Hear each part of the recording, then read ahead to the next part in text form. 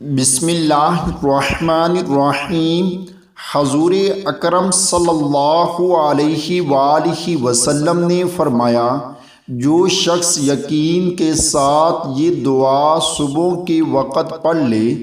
اور اسی دن اس کا انتقال ہو جائے تو جنت میں داخل ہوگا۔ جنت میں داخل ہونے کا نبوی نسخہ: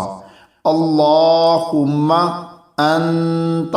ربی لا الہ الا انت خلقتنی وانا عبدک وانا علی عہدک ووعدک ما استطعت اعوذ بک من شر ما صنعت ابوء لک بنعمتک علی وابوء لک بذنبی فاغفر لی فإنہ